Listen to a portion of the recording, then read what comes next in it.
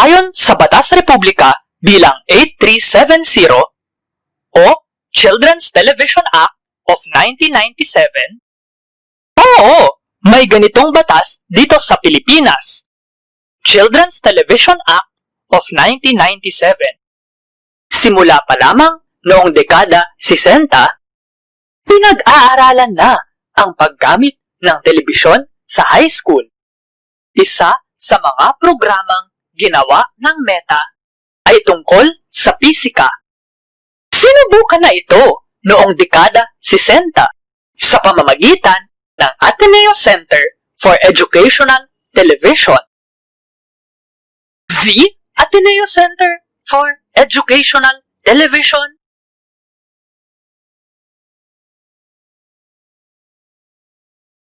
Mabuhay! Ako si Emir at tayo'y muling magbalik tanaw sa nakaraan.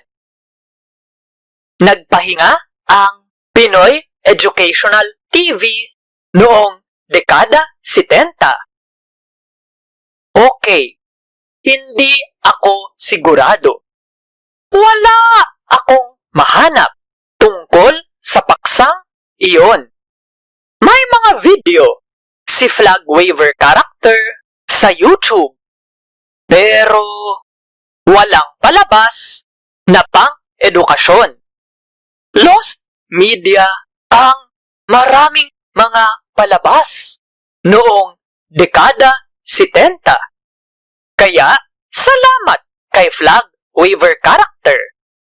Kung gusto nyong manood ng Pinoy TV noong dekada 70 at makita kung ano ang pwedeng mangyari sa telebisyon natin ngayon, pwede nyong panoorin ang mga video niya. Meron din namang Voltes 5. Pero, hindi ko tatawaging pang-edukasyon iyon. Hindi direktang educational. Meron din yung Uncle Bob's Lucky 7 Club ni Robert Uncle Bob Stewart, dating may-ari ng GMA. Nagsimula pa ito noong dekada 60 at umere hanggang dekada 80. Pero hindi naman educational show iyon. Base sa nahanap kong kakaunti tungkol sa naturang palabas. Pambata? Oo. Pero hindi pang-edukasyon. Huli sa lahat ang Kaluskos Musmos. Subalit, yan, hindi na pero ha. Bukod sa pagbanggit sa salitang educational, hindi ko tiyak kung pang-edukasyon ba yun. Kasi lost media ang palabas na ito. Tinanong ko rin si YouTuber Dennis Lester. Ngunit, yan, di pero ha, wala siyang sinagot. Scene zone. Kaya, verification needed. Pinanood niyo ba ang mga palabas na binanggit ko? Nagtrabaho ba kayo para dito? Comment kayo sa YouTube page ng video na ito. Naghahanap ako ng impormasyon sa mga naturang palabas.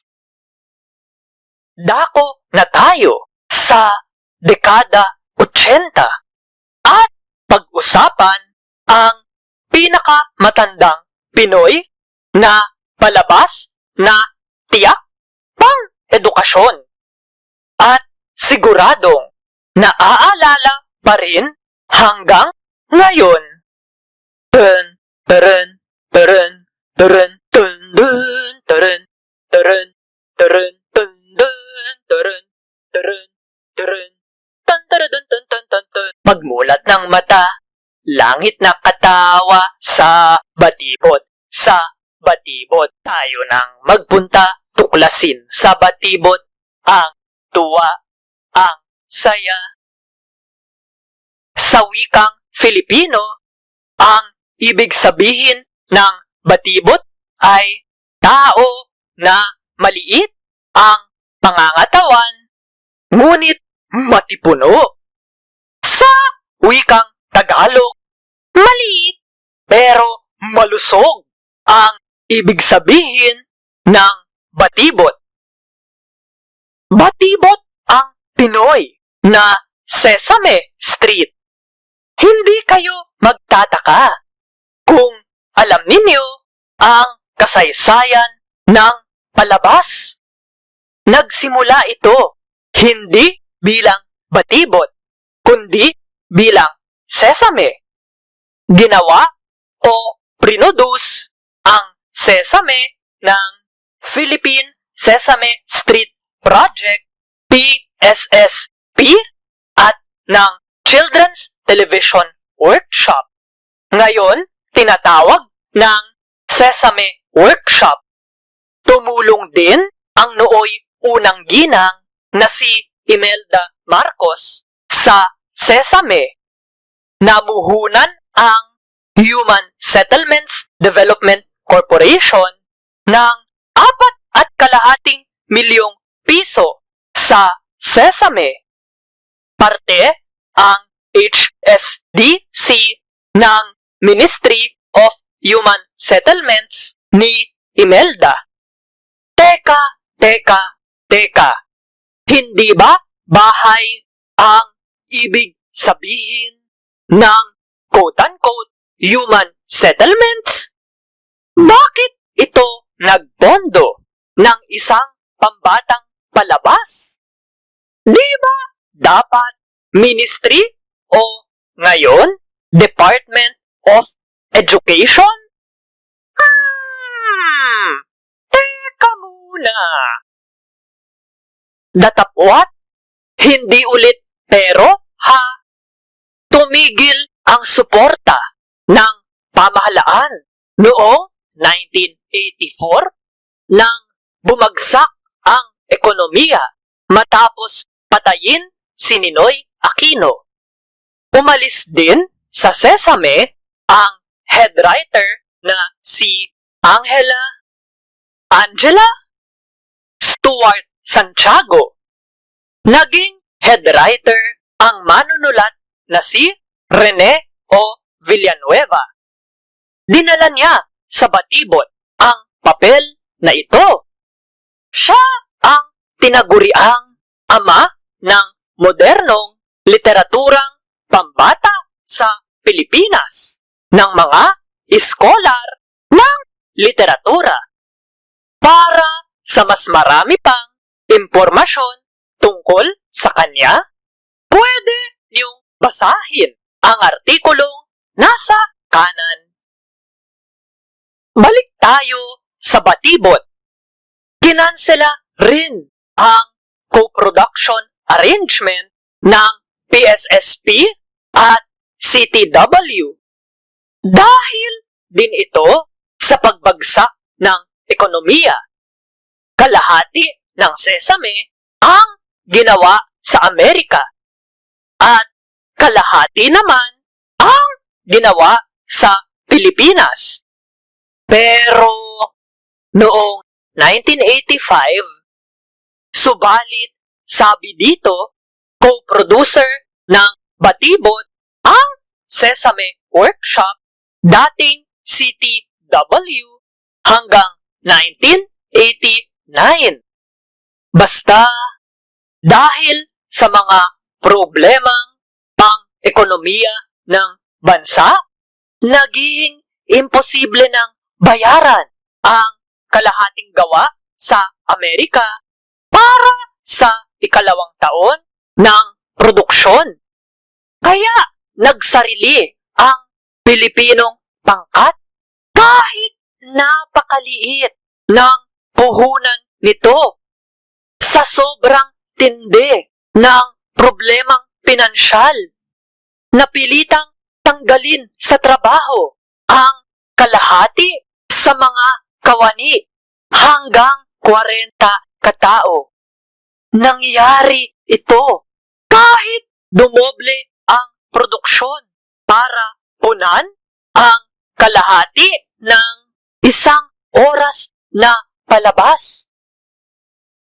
Ang Philippine Children's Television Foundation, PCTVF, na ang pumapasan sa gastos ng produksyon na umaabot ng $5,000 kada buwan noong 1989. Binuo ang PCTVF noong 1984 ng pangkat na siyang bumuo ng PSSP.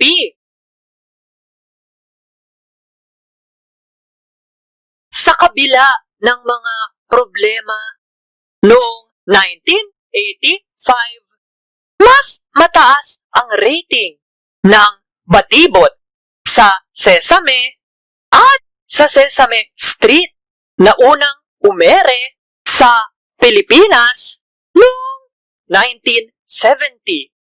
Tuloy-tuloy na nasa top 10 daytime shows ang Batibot. Sabi ni Lydia Brown, executive producer ng palabas noong 1989, Teka, Lydia ba? O Laika? Sabi sa ibang mga source na nahanap ko, Laika. Parehong tao ba sila? Comment lang kayo sa YouTube page ng video na ito. Habang nakapokus ang Sesame Street sa mga kognitibong kasanayan gaya ng pagbasa, pagsulat at pagkwenta, ang tatlong R, reading, writing, arithmetic, tinatalakay naman ng Batibot ang ibang mga aspeto ng pagiging bata, lalo na ang pagiging Pilipino. Halimbawa, tinuturuan nito ang mga batang piliin ang mga lokal na prutas sa halip na mga inangkat na tsokolate at sorbetes. Puno ang mga dulang makikita sa palabas ng mga eksena at simbolong Pilipino, mga katutubong pabula, kwento at alamat na madaling maiintindihan ng kabataang Pinoy. Halimbawa, ipakikilala ang konsepto ng kandila sa mga batang manonood ng Sesame Street sa Amerika sa pamamagitan ng isang inang may hawak na birthday candle. Candle? Sa Pilipinas, mas angkop na ipakilala ang kandila bilang tagapagbigay ng liwanag kapag brownout na madalas mangyari sa developing country na gaya natin. Developing noong 1985. Hanggang ngayon, developing pa rin. Anyari? Anyway, ang isa pang halimbawa ng kwentong lokal na pinakita sa Batibot ay isang bayaning truck driver. Dinala niya sa mataas na lugar ang mga pamilya sa kanyang barangay matapos sirain ng bagyo ang kanilang mga bahay. Lost media ang mga segment na ito. Pero, bakit? May mas dating kumpara sa subalit, ngunit datapwat. May ibang mga segment na online ngayon kung saan makikita kung gaano ka-Pilipino ang batibot. Sa susunod ko sila pag-uusapan. At sinimulan ng batibot ang paggamit ng Tagalog sa pagtuturo. Ito ang isang dahilan kung bakit sumikat ang palabas. Sa Pilipinas, madalas na ginagamit ang Ingles ng mga pamilyang mayaman na nasa mga lungsod. Ayon kay Brown, mas epektibo sila ngayon sa mga lalawigan kumpara noong nasa Ingles ang palabas. Sa Sesame pa lang, lumabas na sina Pong Pagong at Kiko Matching. Nagpakita rin sila sa batibot. Nakabase ang dalawang karakter na ito sa kwentong The Monkey and the Tortoise ni Lodi Rizal na unang nilathala noong Hulyo 1889 sa isang lathalain sa London. Ang Trubner's Oriental Record. Pero ayon kay Mabel Cook Cole, isa itong kwentong Ilocano. Ito ang kinikilalang unang kwentong Pilipinong pambata. Now, you know. Balik tayo sa batibot. Sina Pong at Kiko ang Kermit the Frog at Big Bird ng palabas. Ginawa sa New York ang costume ni Pong at Kiko. Samantala, gawa dito sa Pinas ang iba pang mga puppet ng batibot. At hindi sila kasing sopistikado nina Kermit, Big Bird, Oscar the Grouch, at iba pang mga karakter ng Sesame Street. Pagdating ng 1989, sira na rin ang mga costume ni Pong at Kiko. Aabot ng 20,000 dolyar ang kailangan gastusin para ayusin ang mga ito. Nagkaroon ng sigalot ang PCTVF at CTW tungkol kina Pong at Kiko.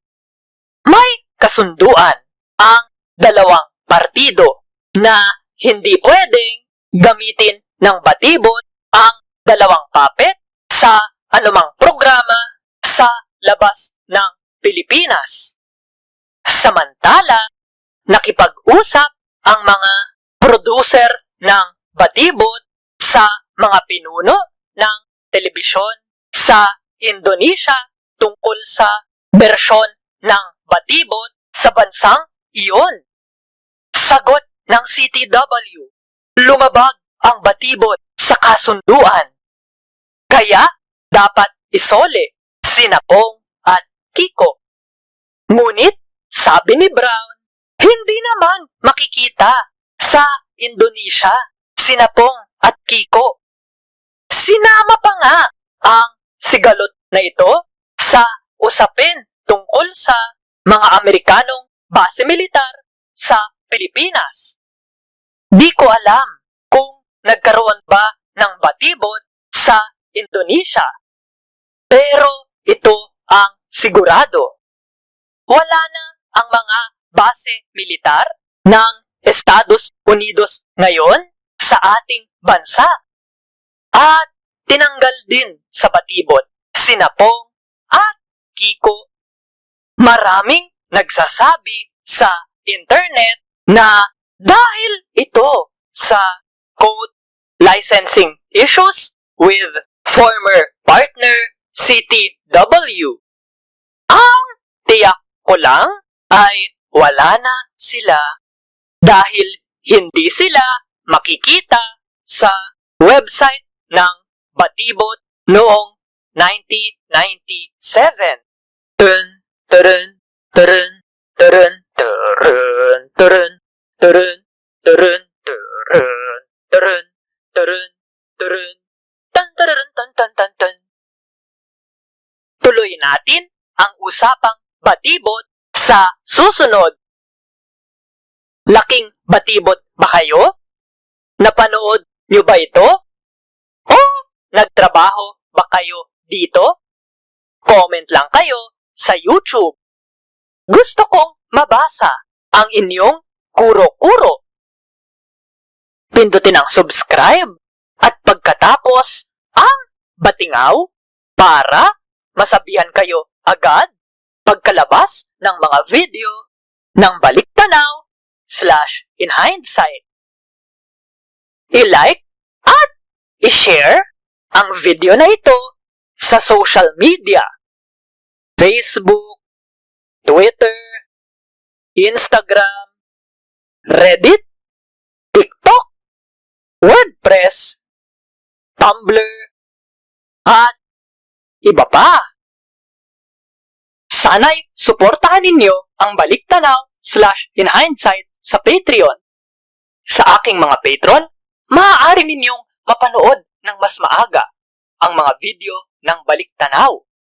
Pwede rin ninyong makita ang inyong pangalan sa pagtatapos ng bawat video. At pwede rin kayong humiling ng video tungkol sa isang palabas, o kaya sine, o kaya kanta, o kaya album.